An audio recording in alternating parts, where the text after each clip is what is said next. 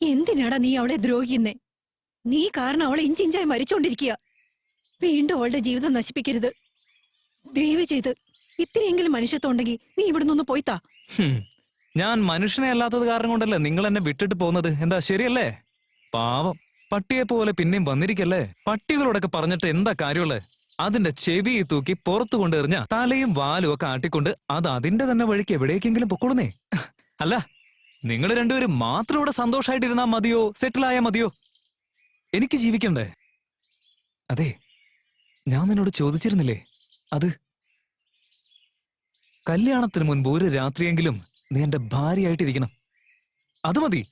നീ കെട്ടാൻ പോകുന്ന ബാങ്ക് മാനേജർ ഇല്ലേ, അവന്റെ അടുത്ത് പറഞ്ഞ് 25 lakhs 25 ലക്ഷം രൂപയുടെ ലോൺ എനിക്ക് വാങ്ങിത്തരണം. അവൻ എന്തിനാ നിനക്ക് തരുന്നേ? ഇതിനു വേണ്ടിയാ.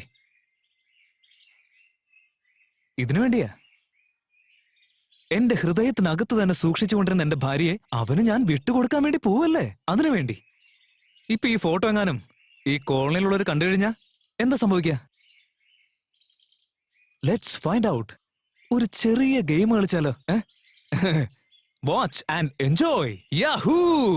ഹീറോയും ഹീറോയിനും ഒന്നിക്കുന്ന സമയത്ത് വില്ലനട കയറി വന്നു. അവനൊരു എവിഡൻസ് കിട്ടും. Let's play game. അത് വെച്ചവൻ ഭീഷണിപ്പെടുത്താൻ നോക്കുക. Is it? യാ. എങ്ങനെയുണ്ട് നമ്മുടെ ട്രീറ്റ്മെന്റ്? ജാക്സൺ, വേഗം വരൂ. ദാ വരുന്നു, ഇപ്പൊ കൊണ്ടുവരാം. ദിവ്യയുടെ കല്യാണത്തിക്ക് ഞാൻ നല്ലൊരു നെക്ലസ് പ്രസന്റ് ചെയ്യാൻ പോവാ. നീ എന്താ ചെയ്യാൻ പോകുന്നേ? നമുക്കും അത് തന്നെ ചെയ്യാം. കേരളവും തമിഴ്നാടും ഒക്കെ ഇവിടെ ഉണ്ടായിരുന്നല്ലേ? എന്താടാ ഇത്, ലോട്ടറി ടിക്കറ്റ് ആണോ? ചേട്ടാ, ഷടപ്പ്. ചേട്ടാന്ന് വിളിച്ച് നീ എന്താ എന്നെ കളിയാക്കുക? സാറേന്ന് വിളിക്കടാ. മുകളിലിരിക്കുന്ന കേരളത്തിലെ തുണി, താഴെ നമ്മുടെ തമിഴ്നാട്ടിലെ തുണി തന്നാ തിരിച്ച് വീട്ടിൽ കൊണ്ടുവന്ന് തരണമെന്ന് അറിയില്ലേ? വഴിയിൽ ഇങ്ങനെ തന്നിട്ട് പോവാ. എന്താ സാറേ, നമ്മളൊക്കെ ഫാമിലി ഫ്രണ്ട്സ് അല്ലേ? എന്താ ഫാമിലി ഫ്രണ്ടോ? ഞാനൊരു VIP യാ. നീ ഉന്തുവണ്ടിയും കൊണ്ട് നടക്കുന്ന ഒരു ദരിദ്രവാസി. നീ ഇങ്ങനെ പറഞ്ഞു നടന്ന നാട്ടുകാരെന്താ കരുതുക? എന്റെ ഭാര്യയുടെ ബന്ധുവാണെന്നല്ലേ വിചാരിക്കുന്നവര് ചെരുപ്പൂരി അടിക്കും ഞാൻ. എന്താ അവന്റെ കിറി നോക്കി ഇളിക്കുന്ന എന്തിനാ? പോടി പോടി. പോവല്ലേ? നിങ്ങളെ ആ തുണി എടുത്തിട്ട് പോ. എടി നിക്ക്. എന്താ? അവൻ എവിടെ വെച്ച് തുണി തന്നാലും വാങ്ങിക്കുമല്ലേ? ഏത് നേരം നീ എന്തിനാ അവനെ നോക്കി നിൽക്കുന്നേ?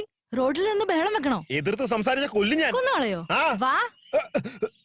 വാന്നേ. എടി വെറി, നീ ഇത് പിടിച്ചേ. ആരോ എന്നെ വിളിച്ചേ? ദാ വരുന്നേ.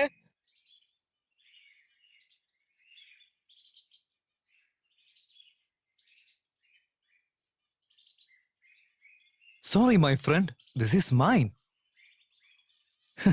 ഇതെന്റെ ഭാര്യയുടെ ഫോട്ടോ. ഞാൻ കണ്ടേ. ഒന്ന് താനേ.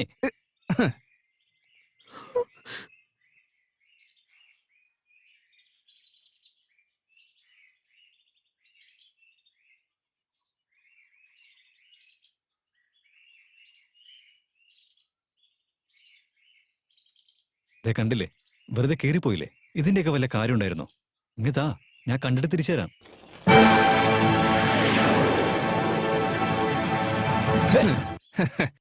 എന്റെ ഭാര്യയെ നിന്റെ കല്യാണം നടക്കുന്നതിന് മുൻപ് ഞാൻ കാണിച്ചു തന്നേക്കാം. ഇതെന്നെ പ്രോമിസാ.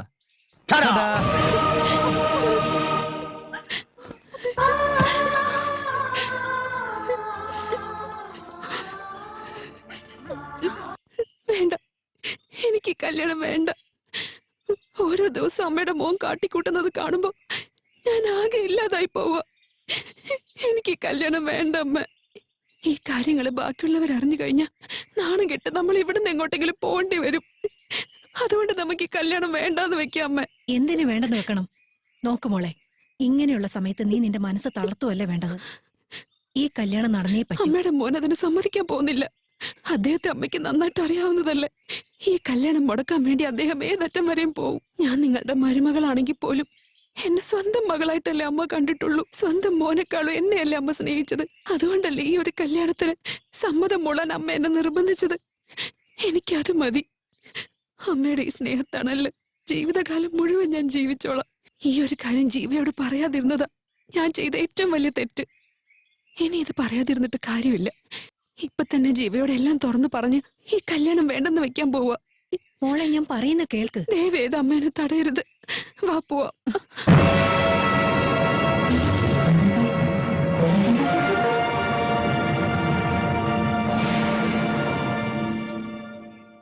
കേട്ടു. പറഞ്ഞതെല്ലാം കേട്ടു. ആ പൃഥ്വി എന്നാണ് ഈ വീട്ടിൽ വന്ന് കയറിയത്? അന്ന് മുതലേ അവന്റെ കാര്യത്തിലൊരു സംശയം എനിക്ക് തോന്നിയതാ.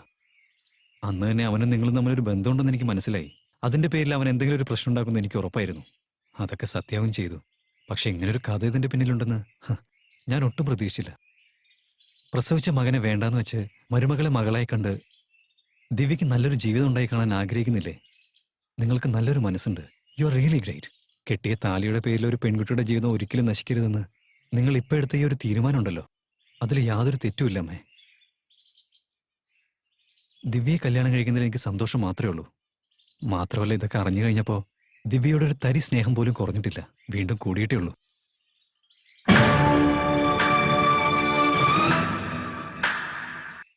സബാഷ് സബാഷ് ബ്രദർ സബാഷ്.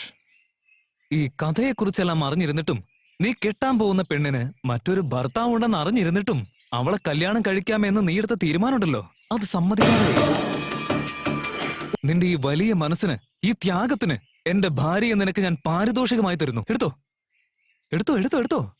സത്യമായിട്ടും ദിവ്യ എന്റെ ഭാര്യയാണെന്നുള്ള കാര്യം നമ്മുടെ 4 പേരുടെയും മനസ്സിൽ തന്നെ വെച്ചിട്ട് ഇല്ലാതാക്കി കളഞ്ഞേക്കാം. എന്റെ അമ്മ അറിഞ്ഞിട്ട് ചെയ്തതാണോ അറിയാതെ ചെയ്തതാണോ, എന്റെ ജന്മദിവസം തന്നെ നിങ്ങളുടെ കല്യാണം പ്ലാൻ ചെയ്തിരിക്കുക. നിന്റെ കല്യാണത്തിന് എന്റെ ഭാര്യയെ തന്നെ സമ്മാനമായിട്ട് തരാൻ പോവാ. അപ്പൊ എന്റെ ജന്മദിനത്തിന് നീ തിരിച്ച് എനിക്കെന്തെങ്കിലും തരണ്ടേ? അതിനു വേണ്ടിയാ ഇത്. എന്താ ഇത്?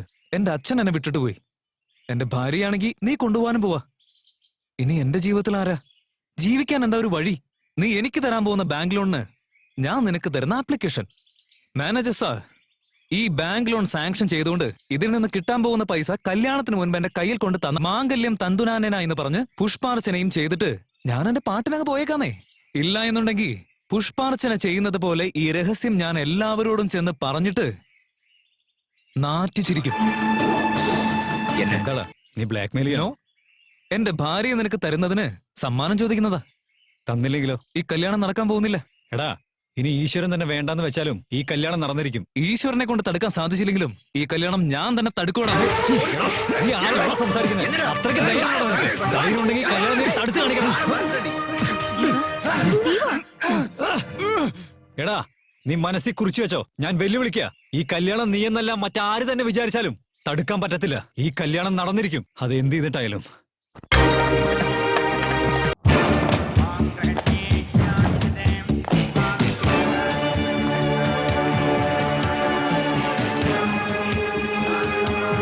Sorry for the break. ഇങ്ങനെ ഒരു കല്യാണം നടന്നു കഴിഞ്ഞാ നമ്മുടെ വിശ്വാസങ്ങളൊക്കെ എന്താവും? കല്യാണം കഴിച്ച ഭർത്താവിനെ ചതിച്ചിട്ട് മറ്റൊരുത്തന്റെ ഭാര്യയായി പോയി കഴിഞ്ഞാ അതാണ് നമ്മുടെ പാരമ്പര്യം. ഇവിടെ കല്യാണ പെണ്ണായി കേറിയിരിക്കുന്നില്ലേ, അവൾ എന്റെ ഭാര്യയാണ്. എന്റെ അടുത്തുനിന്ന് ഡൈവോഴ്സ് വാങ്ങിക്കാതെ എന്റെ ഭാര്യയെ സ്വന്തമാക്കാൻ ആഗ്രഹിച്ചവനാ ഇവൻ. ഇവനെതിരായി കോർട്ടിൽ കേസ് കൊടുത്ത് അറസ്റ്റ് വാറന്റുമായിട്ട് വന്നിരിക്കുന്നത്. ഞങ്ങൾ ഭാര്യ ഭർത്താക്കന്മാരാണ് എന്നതിനുള്ള തെളിവാണിത്. എല്ലാവരും കാണ്. കണ്ടില്ലേ, അവൻ അറസ്റ്റ് ചെയ്യ സാർ. ചെല്ല്. മറ്റൊരാളുടെ ഭാര്യയാണോ നീ കല്യാണം കഴിക്കാൻ പോകുന്നത്? സാർ, ഞാനൊന്നും ചെയ്തില്ല സാർ. അങ്ങോട്ട് ചേട്ടാ, പറയടാ. സാർ മാറോ, പ്ലീസ് സാർ. മാറോ അങ്ങോട്ട്. സാർ